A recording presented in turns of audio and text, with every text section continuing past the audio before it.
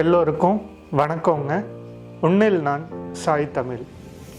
இப்போது நாம் முக்கியமாக கவனிக்க வேண்டியது என்னென்னா, இப்போ இருக்கிற ஜென்ரேஷன் ஜென்ஜி டிஜிட்டல் நேட்டிவ்ஸ் எல்லாருமே பார்த்திங்கன்னா கையில் மொபைல் வச்சுருக்காங்க. தொடர்ந்து அதுக்குள்ளே முழுகி போயிட்டே இருக்காங்க.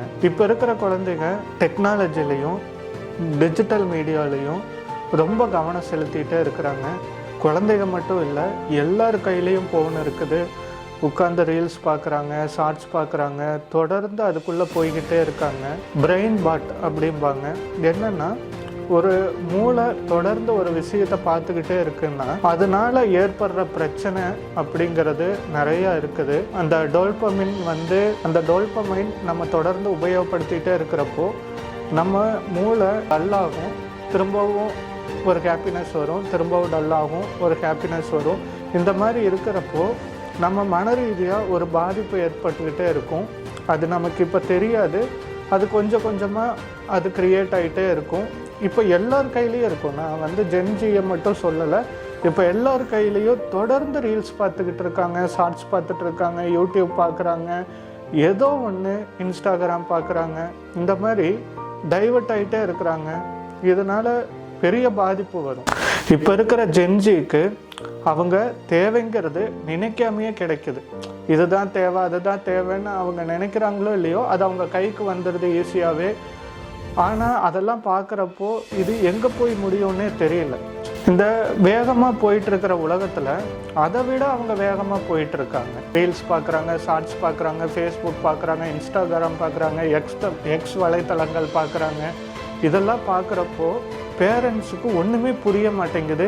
இது போக ஏஐன்னு ஒன்று ஒரு தனி மனிதன் க்ரியேட் பண்ண வேண்டிய எல்லா விஷயங்களும் அதுவே க்ரியேட் பண்ணுது. மியூசிக் க்ரியேட் பண்ணுது, ஆல்பம்ஸ் க்ரியேட் பண்ணுது, ஸ்கிரிப்ட் க்ரியேட் பண்ணுது, சாங்ஸ் க்ரியேட் பண்ணுது, டிஜிட்டல் மார்க்கெட்டிங் பண்ணுது, ப்ரோக்ராமிங் பண்ணுது. இதெல்லாமே பண்ணுறப்போ ஒரு தனி மனிதன் அவனோட க்ரியேட்டிவிட்டியை இழந்துடுறான். அவன் க்ரியேட் பண்ண வேண்டிய எல்லாமே ஒரு மீடியா க்ரியேட் பண்ணுறப்போ இவன் தானாகவே ஒரு மந்த நிலைக்கு போயிடுறான். ஏன்னா இவங்க எல்லாமே அதுக்குள்ளே டிபெண்ட் ஆகிட்டு அதுக்குள்ளேயே முழுகி போயிடுறாங்க. ஏஐ மட்டுமே டிபெண்ட் பண்ணிகிட்டு இருக்காங்க. ChatGPT இந்த மாதிரி ஒரு மீடியாவையே டிபெண்ட் பண்ணி ஒரு புத்தகம் பார்த்து படிக்கிறதையோ அவங்களுக்குள்ள இயல்பாக தோண வேண்டிய விஷயங்களை மறந்துடுறாங்க. அதை க்ரியேட் பண்ணுறதே கிடையாது. ஏன்னா இதுக்குள்ளேயே போய்கிட்டு இருக்காங்க. தொடர்ந்து க்ரியேட்டிவிட்டி அப்படிங்கிறது ஒன்று இருந்தது. அவங்க ஏதோ ஒன்று க்ரியேட் பண்ணினாங்க. ஒரு ட்ராயிங் பண்ணுறதா இருக்கலாம், ஒரு சாங்ஸ் எழுதுறதா இருக்கலாம், ஒரு மியூசிக் பண்ணுறதா இருக்கலாம். ஏதோ ஒரு விஷயங்களை தொழில் மூலமாக அவங்க எப்படி அடுத்த லெவல் போகலாம் அப்படிங்கிறது கூட இருக்கலாம்.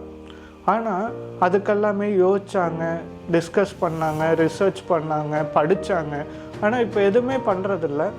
நேராக ChatGPTயோ கூகுளோ ஏஐயோ போய் ஏதோ ஒரு கேள்வி கேட்குறாங்க, அதுக்கு ஒரு பதில் கிடைக்குது. அதுதான் அவங்க எண்டு அப்படிங்கிற ஒரு இடத்துக்கே போயிடுறாங்க. தானாக எதுவுமே யோசிக்கிறதில்ல. இரவு 12 மணி வரைக்கும் 1 மணி வரைக்கும் தொடர்ந்து இந்த ரீல்ஸ் பார்க்குறாங்க, ஃபேஸ்புக் பார்க்குறாங்க. திடீர்னு ஒரு மெசேஜ் வந்தால் அதுக்குள்ளே போகிறாங்க. அதுக்குள்ளே போயிட்டு அதில் 1 மணி நேரம் டைம் ஸ்பெண்ட் பண்ணுறாங்க. அவங்க படிக்கணுங்கிற எண்ணமே வரமாட்டேங்குது. ஒரு 30 நிமிஷம் ஷார்ட்ஸ்லேயோ ரீல்ஸ்லேயோ தொடர்ந்து பார்க்க மூளை ஒரு மந்தத்தன்மைக்கு போகுது. அதை அவங்க உணர மாட்டுறாங்க. அந்த சவுண்டை விட்டு வெளியே வந்ததுக்கப்புறம் ஒரு மந்தமான ஒரு நிலையில் இருப்பாங்க. அது அவங்களுக்கு அப்போ புரியாது, ஏன் இப்படி இருக்கும் அப்படின்னு. திரும்ப அந்த சத்தத்துக்குள்ளே போகும்போது தான் அவங்க ஒரு விழிப்புணர்வாக இருக்கிற மாதிரி உணர்கிறாங்க. ஆனால் இது ரொம்ப ஒரு பாதிப்பான விஷயம். இதை இப்போ நம்ம கவனிக்க வேண்டியது இருக்குது. இது குழந்தைகளுக்கு மட்டும் இல்லை, ஜென்ஜி குழந்தைகளுக்கு மட்டும் இல்லை, இப்போ இருக்கிற பெரியவங்க கையிலையும் இதை நம்ம தொடர்ந்து பார்க்குறோம். இந்த மொபைல் அடிக்ட் ஆகிறது அப்படிங்கிறது பிரெயின் ரோட் அப்படிம்பாங்க. இருக்கிற கனெக்டிவிட்டி எல்லாமே ஒரு பாதிப்பை ஏற்படுத்தும். டோல்பமைனை அதிகமாக க்ரியேட் பண்ணும். அது மூலயமா இதை மாதிரி க்ரியேட் ஆகிட்டே இருக்கும்போது அவங்களுக்குள்ள எந்த ஒரு தன்மையும் இருக்காது, ஒரு அன்பு இருக்காது, பாசம் இருக்காது. அவங்க என்ன பண்ணுறாங்கன்னு அவங்களுக்கே தெரியாது. டைம் நிறையா மொபைலில் வேஸ்ட் பண்ணிகிட்டு இருப்பாங்க. ஃபேஸ்புக்கில், இன்ஸ்டாகிராம் இந்த மாதிரி விஷயத்தில் வேஸ்ட் பண்ணிகிட்டே இருப்பாங்க. முடிஞ்ச அளவு புத்தகம் படிக்க பாருங்கள், நல்ல புத்தகங்களை படிங்க, இயற்கை கூட டைம் ஸ்பெண்ட் பண்ணுங்கள், உங்களுக்கு பிடிச்ச மியூசிக் கேளுங்க, பாட்டு கேளுங்க, படம் பாருங்கள், வெளியே போயிட்டு ஃப்ரெண்ட்ஸை மீட் பண்ணுங்கள், சைக்கிளிங் பண்ணுங்கள், ஜிம்முக்கு போங்க. இந்த மாதிரி பண்ணுறப்போ உங்களுக்கு பிடிச்ச விஷயம் ஏதோ ஒன்று, கவிதை எழுத தோணுதா பண்ணுங்கள், பாட்டு எழுதணுமா எழுதுங்க, வரையணும்னு தோணுதா வரைங்க, 1 மணி நேரம் 2 மணி நேரம் புத்தகம் படிங்க.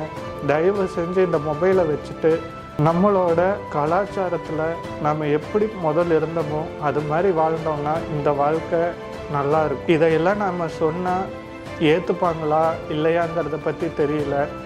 ஆனால் ஏற்றுக்கவும் முடியல, கண்டுக்காமல் இருக்கவும் முடியல. இந்த ஜென்ஜியோட வாழ்க்கையும் இந்த மொபைல் ஃபோன் கையில் வச்சு யூஸ் பண்ணிகிட்ருக்கிற சின்ன குழந்தைகள்லேருந்து பெரியவங்க வரைக்கும் அவங்க வாழ்க்கையில் என்ன நடக்க போகுதுங்கிறது தெரியலை. கொஞ்சம் விழிப்புணர்வாக இருந்தால் இந்த வாழ்க்கையை இப்போ கூட மீட்டெடுத்து மகிழ்ச்சியாக வாழ முடியும். நன்றி, வணக்கம்.